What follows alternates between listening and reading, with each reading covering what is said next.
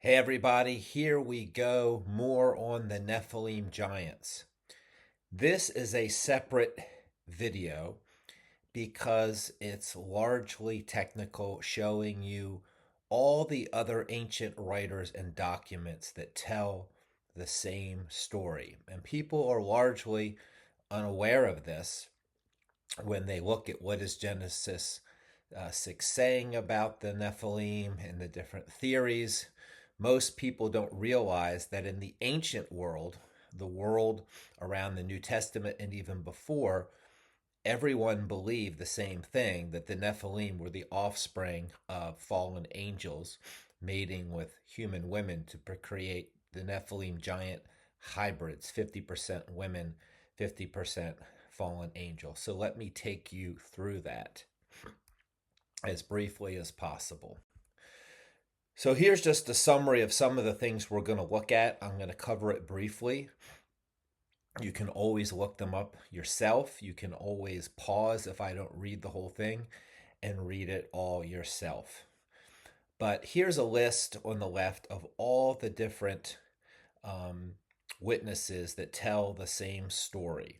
Now we know that it's true this way because there's two verses in the New Testament, we're not going to talk about them, that confirm that it was fallen angels committing aberrant sexual activity. It says it twice in Jude and in 2 Peter. It's very clear.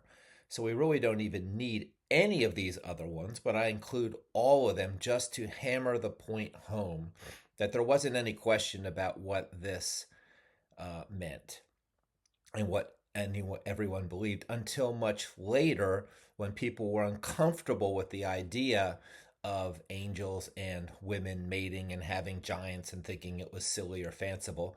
So man, to explain it away, come up with the other theories, none of them which make any sense, none of them which fit with the history or the context or the rest of the Bible.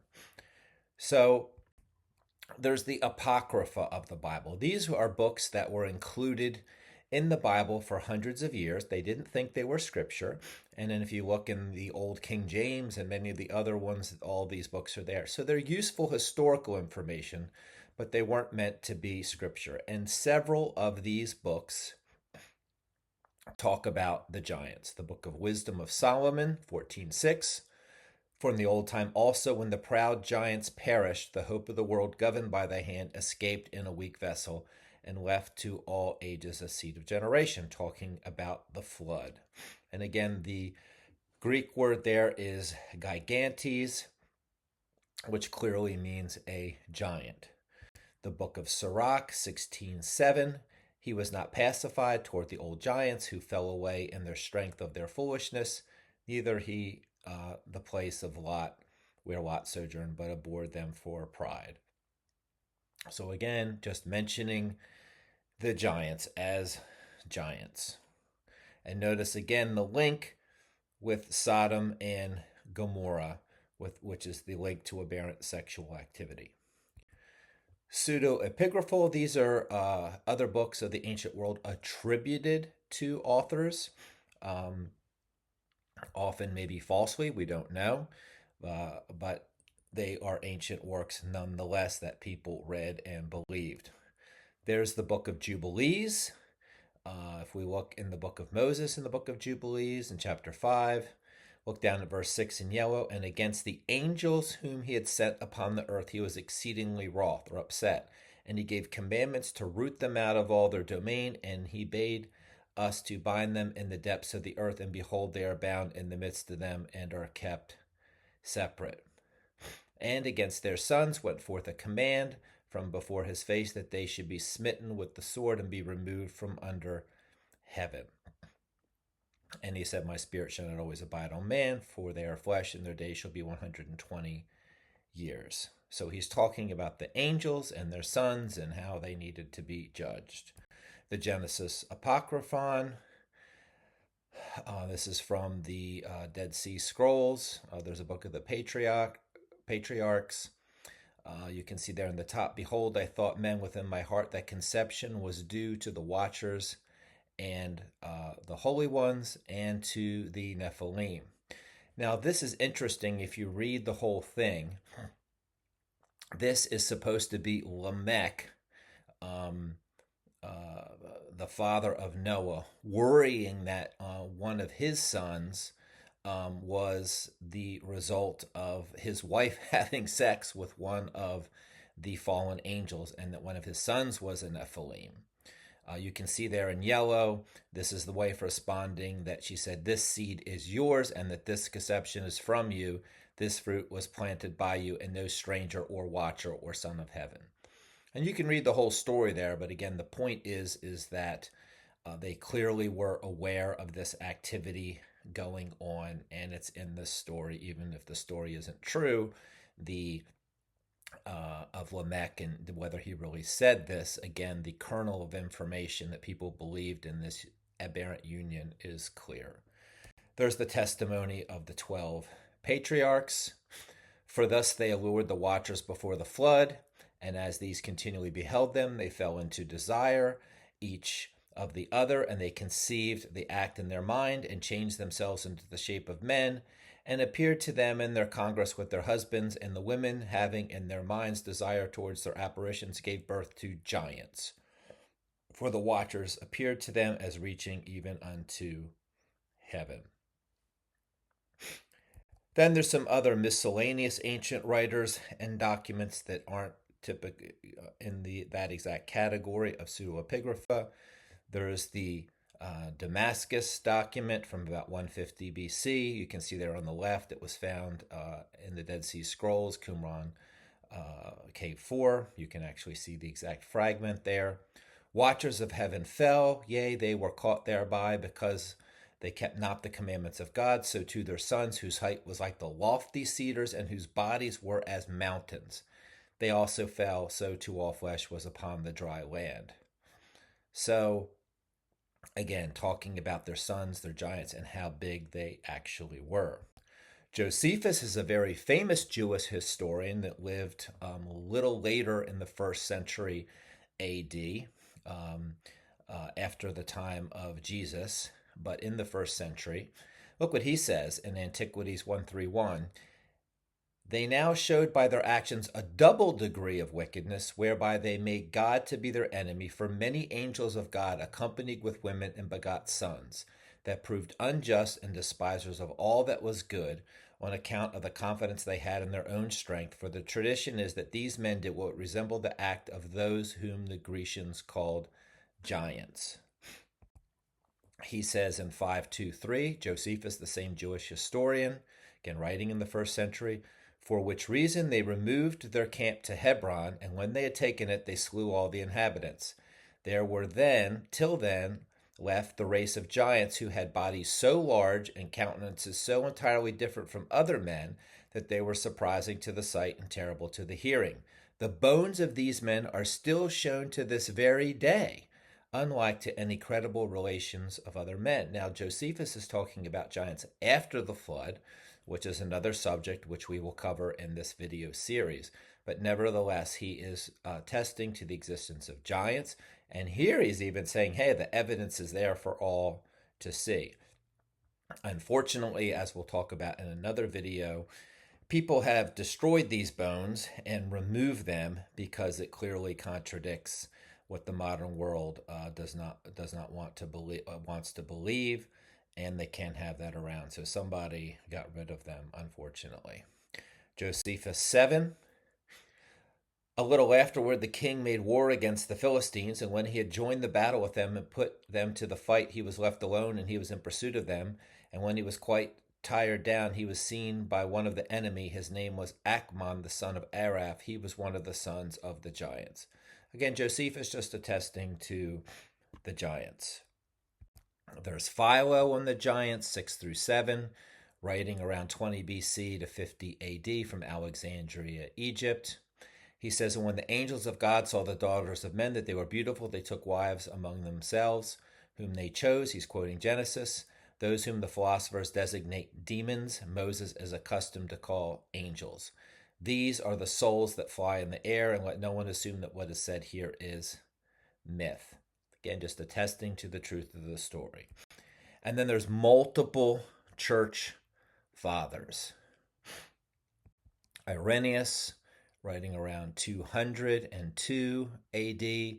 Illicit unions took place upon the earth since angels were united with the daughters of the race of mankind, and they bore to them sons who for their exceeding greatness were called giants. And the angels brought as presents to their wives teachings of wickedness, and they brought to them the virtues of roots and dyes, dyeing in colors, cosmetics, rare substances, love potions, aversions, armors, constraints, bewitchment, and all kinds of other illicit knowledge. Again, fitting with the Genesis record, fitting with what Enoch taught. There's Athenagoras, who's again talking about the giants in his plea for the Christian, chapter 24. Justin Martyr, a very famous apologist. He was a Christian philosopher and apologist. He was actually killed for his faith. He lived in the 2nd century from about 100 to 165. He talks about, but the angels transgressed this appointment and were captivated by the love of women, begat children, who are those that are called demons. He's talking about the fact that the Nephilim became the demons. And he goes on to talk about this. You can read it for yourself, that it was the angels and those demons who were begotten by them, that these did things to men, and the women and the cities and nations which they related ascribed them to God himself. So what he's talking about there, if you read the whole thing, you can pause the video if you want, is that this whole story, the poets and the people of the age began to ascribe these to gods, and that it was something that the gods were doing, and this is where a lot of the ancient mythology came from. There's Commodian. He wrote in the 3rd century AD, and he's talking here about how the dead Nephilim, disembodied spirits, are what are called demons. There's Clement of Rome, writing in the 1st century, and this slide was looked at in another video specifically talking about how the demons came from the Nephilim. But again, he is attesting here that the disembodied spirits of the Nephilim can't go to heaven, don't go to hell, they're trapped on the earth, and they became the demons. Here's another interesting one from Clement. And here he's talking about how the angels brought all kinds of technology to the early people. And this is interesting because we know that Lamech's 3 sons were the ones who got these very things going. So what that tells us is that probably this demonic incursion, the fallen angels, and the Nephilim, and the teaching of forbidden knowledge happened really early in the age of Lamech through Cain's line. But again, you can read that for yourself. There's another one here from Clement where he talks about their unhallowed intercourse. Spurious men sprang, greater in stature than ordinary men, whom afterwards called giants. Not those dragon-footed giants who waged war against God, as those blasphemous myths of the Greeks do sing, but wild in manners and greater than men in size, inasmuch as they were sprung of angels, yet less than angels, and they were born unto women. Again, just attesting to the truth of this. There's Lactantius, and he, again, in his description here, it's a little long. You can pause it and read it for yourself. Talks again about how the dead Nephilim, disembodied spirits, are what are called demons. There's Tertullian from 155 to 240 AD in his second apology. You can read that if you'd like. And then we get into mythology. So what happened is that this actually occurred on the earth. We know because the Bible tells us so. And these myths, these legends were passed down. And they became the legends from the Greek gods and the Roman gods, and these legends of these hybrid divine, giant, godlike, half-human creatures are in many different parts of the ancient antiquity literature. Obviously, Noah and his sons and wives witnessed all this, saw all of this, and they must have been the ones who passed it down to the cultures that came after the flood. And then we know that after the flood, the Nephilim returned, which is a topic of another video. But here's a quote from Archaeology Magazine. Every society has myths and legends about gods having children with humans who become epic heroes and legendary kings.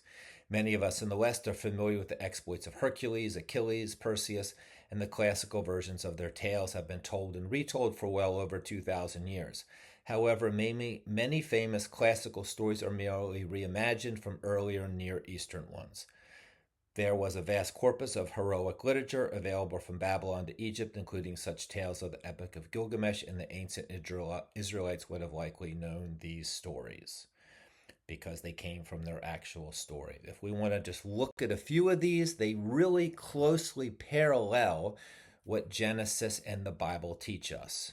We have the Greek Titans, where intercourse between gods and men yielded half god, half-man heroes, partially of heaven, partially of earth.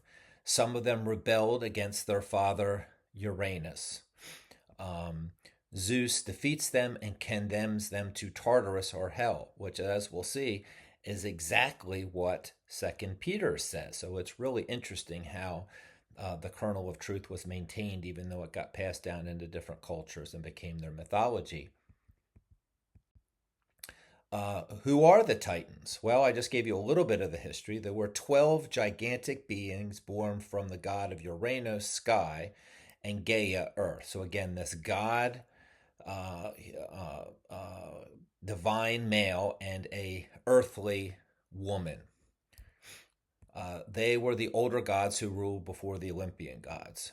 Kronos was the leader of these first group of Titans. There was also Rhea, Coeus, Metis, and several others. Kronos and Rhea, two of the Titans, had Zeus, their son, and who became an eventual leader of Olympus. But Kronos, for some reason, tried to kill Zeus and his kids, but they escaped. Kind of an evil thing to do, but he did. And then the brothers of Zeus, the other sons of Kronos, were Hades and Poseidon. You may have heard of those. And Zeus made them leaders later on when he won. Well, Kronos so attacked first his kids. Then he went and attacked his own father, Uranus. The story is that he severed the penis of it, that blood fell into the womb of his mother, Gaia, creating a second generation of Titans. Remember that the first generation was when Uranus and Gaia had children themselves. This second generation of Titans wasn't from the sex, it was from the blood of Uranus falling into Gaia, and this formed the second generation of Titans, which were giants. And then these giants went back and attacked Olympus. Zeus, the son of Kronos, created Heracles or Hercules to fight against them. And Zeus eventually defeated them with Heracles or Hercules and cast them into Tartarus, a place, of the underworld. So that's the story, and it's very, very similar to the story we see in the Bible. And here's just a quick slide from 2 Peter 2:4-6, where it says in verse 4, "For if God did not spare angels when they sinned, but cast them into hell," that word hell there is Tartarus. So the alignment with even Greek mythology is very clear. That word Tartarus is only used here in the New Testament. Hell is normally Gehenna, the final, or Hades, the temporary place. And Heracles, or Hercules to the Romans, again was the son of Zeus, and the human woman Alcmene, the Theban queen. They needed a mortal champion to fight the battle between the giants and the gods, because the giants were half human, half god. Again, this was the son of Heracles was the son of Zeus, and the human woman Alcmene. He created him. And so again, this same idea of half human, half god offspring. This is just a little diagram that AI made showing the story in a little more detail if you're interested. There's also a recent discovery that is maybe one of the oldest, that goes back to the ancient cultures of Mesopotamia, and their legends. This is the areas of Babylon, the areas of Assyria, and the very beginnings of the culture in the post-flood world. And they have all of their own legends, again, which fit in a general sense with the same story. They're called the Apkallu. This is fairly new scholarship. They are pre-flood. They were created by the god Ea. They were semi-divine beings. So they were partially God. These are not from they're kind of like angels, if you want to think of them, like partially divine, not God, not from human and God sex and having offspring, but think of them as angels. And they became the teachers of civilization, writings, laws, and crafts, and they were the bearers of divine wisdom from heaven. So this is very similar again to the story of Enoch that said that the angels came down and taught man all kinds of things. Just in the Bible it was bad. Here it's not necessarily portrayed as bad. They lived before the flood. There were 7 of them. They're listed by name. They're semi-divine beings. They interact with humanity, teaching them all these different things. But they're not described as marrying humans. They are not said to produce giants. They disappear after the flood.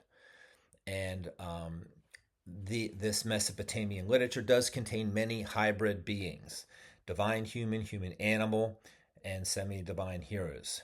So again, here's the details on this literature if you're interested, some of the different sources that we have. And again, this is fairly recently discovered. But again, it's just showing you that this pattern through ancient history, it's very consistent. The stories are all telling the same thing because they came from a kernel of truth that actually happened. 1 Enoch is kind of the bridge between Genesis 6 and these Apkallu, because we have the divine beings, the Watchers, teaching forbidden knowledge, the Apkallu role.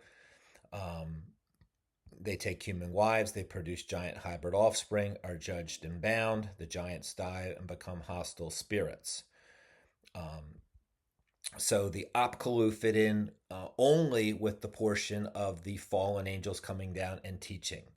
The rest of that story does not have anything to do with the giant. So it's just a portion of the story that fits with the Bible, the earliest portion. Then there's this epic of Gilgamesh. This is another really early ancient story. This is a post-flood Nephilim type story. It tells the story of a post-flood king, several generations after the flood. He had a divine mother and a human father, kind of the reversed. He was a hybrid hero, 2/3 divine, 1/3 human. He had superhuman strength and stature. He was tyrannical at first and later a heroic king. He is the clearest parallel to the Nephilim is Gilgamesh. He's explicitly described as part divine, of extraordinary size and strength, from the past in that ancient period around after the flood. And again, he's associated with violence and tyranny. And again, this whole story of Gilgamesh strongly overlaps with Genesis 6:4, and except that he's post-flood in chronology, and his being a hybrid is celebrated. But again, you have the divine human, the extraordinary size and power. A topic for another day is that some people think that Gilgamesh fits very closely with Nimrod. It's possible that Nimrod was a Nephilim. We don't know. And we'll just finish here with this, another quote from Bible Archaeology Magazine. In the biblical text, the sons of God are usually described as lesser heavenly beings or angels in the service of the God Most High. In the texts of the cultures that surround Israel, like the Canaanite literature found at the Ugarit, the sons of God similarly appear as divine beings in the service to the kings of the gods. El and his queen Asherah. They include the likes of Baal, Anath, Astarte, Yam, and Mot. The audience of Genesis, the point is, would have definitely understood these so-called fallen ones to be the offspring of celestial beings and human women. As an aside, coincidentally, something just to think about, the root of the word Nephilim is used elsewhere for miscarriages or strain births in Exodus 21. So the point of the matter is that there is a vast, vast amount of literature telling the same kernel truth of the story that exactly fits with the Bible in all the cultures around this area. Again, just really good confirmation that this really happened. Just like there's many stories of the flood in all the different cultures telling us, well, probably there was a flood. I hope this helps. I realize this is a little bit scholarly, not for everyone, but for people who want to really dig in, you can rest assured that this material is well documented.